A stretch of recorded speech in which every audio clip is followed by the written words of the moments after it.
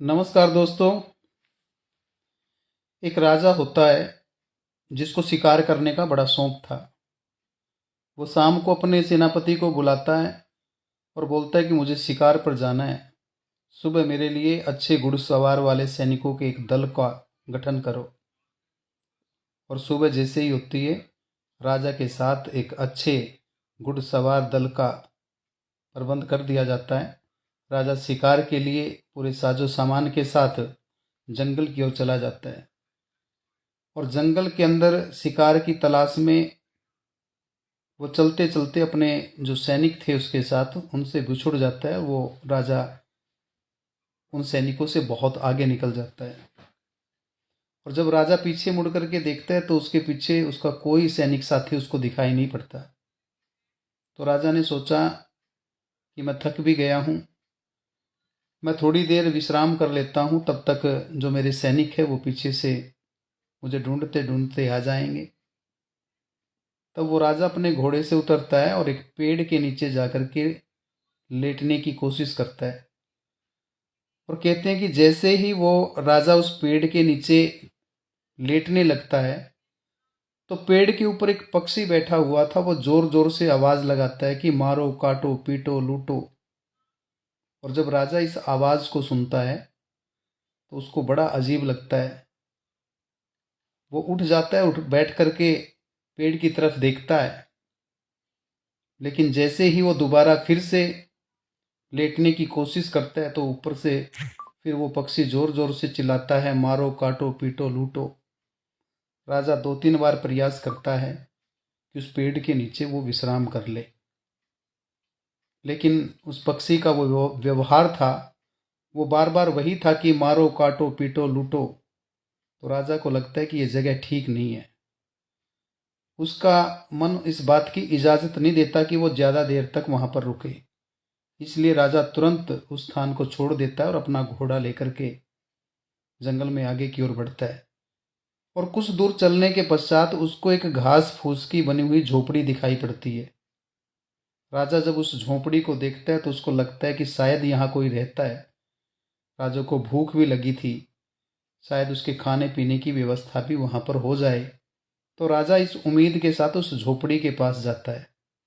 और जैसे ही राजा उस झोपड़ी के नज़दीक जाता है और झोपड़ी के अंदर बारगेटिंग बनी हुई थी, घास फूस की एक बेड बनाई गई थी, और उस बेड के अंदर झोपड़ी से बाहर एक और पेड़ लगा था।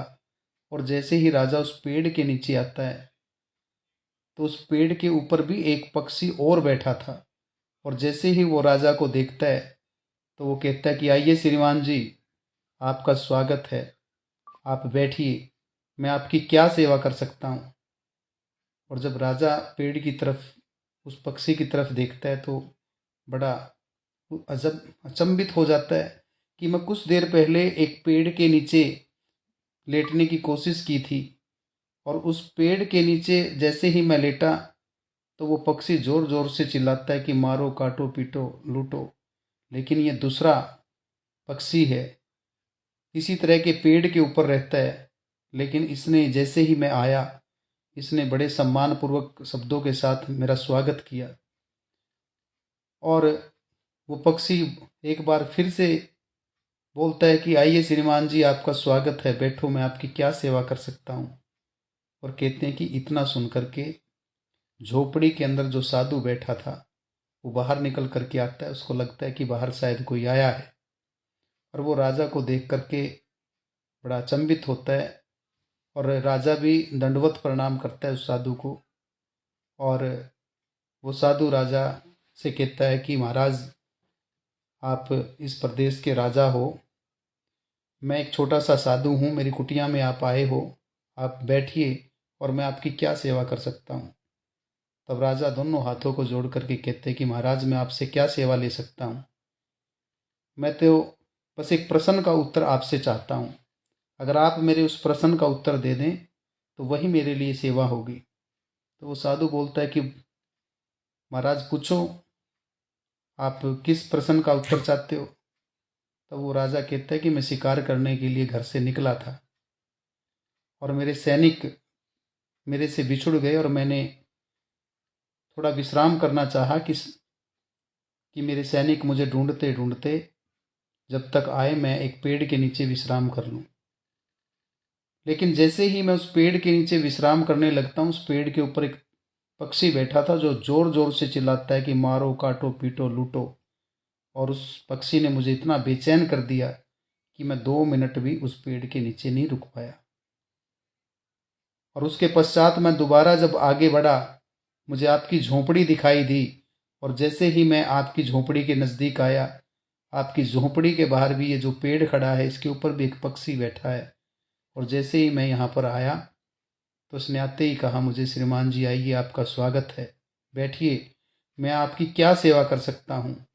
मुझे समझ में नहीं आया, ये भी पक्षी है, ये भी पेड़ के ऊपर रहता है, वो भी पक्षी है, वो भी पेड़ के ऊपर रहता है, लेकिन इनके व्यवहार में इतना अंतर क्यों है।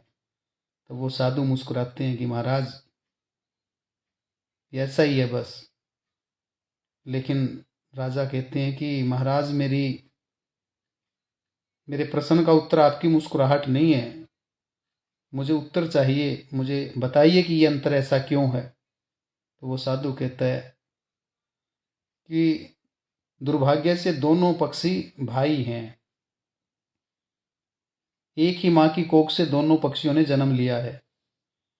लेकिन एक पक्षी ऐसे पेड़ के ऊपर रहता है जिस पेड़ के नीचे बैठ करके चोर लुटेरे आने जाने वाले यात्रियों को लूटने की योजना बनाते हैं, उनको लूटते हैं, उनको मारते हैं, उनको पीटते हैं।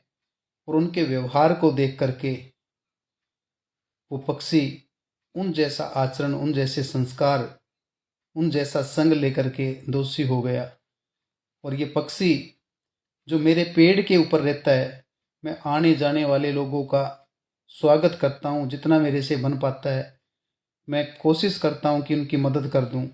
और ये मेरा आचरण लेकर के, मेरा व्यवहार लेकर के इस प्रकार का बन गया।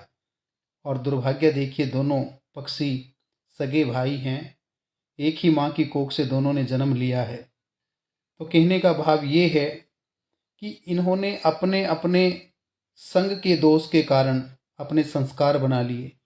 जीवन के अंदर जब पक्षियों के ऊपर इस प्रकार का दोष आ सकता है, तो हम तो मनुष्य हैं, हम जैसे संग के अंदर रहते हैं हमारे ऊपर भी वैसा ही दोष आ जाता है। कहते हैं कि संगति का दोष 100% लगता है। और आप जैसे संग के अंदर रहते हैं, जैसी संगति के अंदर रहते हैं, वैसे ही आप बन जाते हैं। यदि आप अच्छी संगति के अंदर रहते हैं तो निश्चित रूप से जो आपका व्यवहार और आपका आचरण होगा वो अच्छा होगा। यदि आप बुरी संगति के अंदर रहते हैं तो आपका आचरण और व्यवहार बुरा होगा। इसलिए हमें अपने जीवन के अंदर जो अपना संग बनाना चाहिए, जो अपनी मित्रता करनी चाहिए, वो ऐसे लोगों के साथ करनी चाहिए जिनका आचार व्यवहार और आचरण ठीक हो। जो लोग गलत कार्यों के अंदर जुड़े हुए हैं, जो नशा करते हैं, जो मारपीट में सम्मिलित रहते हैं, या किसी प्रकार का कोई ऐसा असामाजिक कार्य करते हैं जो सामाजिक तौर पर ठीक नहीं है, निश्चित रूप से ऐसे संघ को, ऐसे लोगों को पल भर में त्याग देना चाहिए, उनको छोड़ देना चाहिए। और ऐसे व्यक्ति का संग कर लेना चाहिए जो नैतिकता की बात करे, सामाजिक चिंतन करे, संतों की तरह जीवन जीने की प्रेरणा दे। तो ऐसे संग को हजार काम छोड़ करके भी स्वीकार कर लेना चाहिए, क्योंकि व्यक्ति के जीवन पर, उसके आचरण पर, उसकी संगति का 100% दोष लगता है। यदि संग अच्छा है तो निश्चित रूप से उसका व्यवहार अच्छा रहेगा, उसका आचरण अच्छा रहेगा, और वो अच्छे लोगों के बीच में बैठ कर के अच्छा व्यवहार करेगा। लेकिन अगर उसका संग गलत है, उसकी संगति गलत है, तो निश्चित रूप से उस गलत संगति का दोष भी उस व्यक्ति के ऊपर आ सकता है। और जब पशु पक्षियों के ऊपर संग का दोष आ जाता है तो मानव जाति के ऊपर, मनुष्य के ऊपर अच्छे और बुरे का दोष आना कोई बड़ी बात नहीं है। आप लोग देख सकते हैं समाज के अंदर जो लोग असामाजिक तत्वों के साथ रह करके अपना समय बिताते हैं तो वो लोग गलत कामों में फंस जाते हैं। जो लोग अच्छे सामाजिक कार्यों के साथ जुड़ करके देश और राष्ट्र की सेवा करते हैं वो अच्छे लोगों की श्रेणी में आ जाते हैं। तो इसलिए अपने जीवन के अंदर अपनी मित्रता बनाने से पहले, अपना संग बनाने से पहले ये ज़रूर देख लें कि उसकी संगति कैसी है, उसका आचरण कैसा है, उसका व्यवहार कैसा है, तब जा कर के हमें किसी के साथ मित्रता करनी चाहिए। इस कहानी का यही शीर्षक था कि संग का दोष 100% लगता है, इसलिए अच्छा और बुरा विचार करके ही किसी से मित्रता करनी चाहिए। जय हिंद, जय भारत।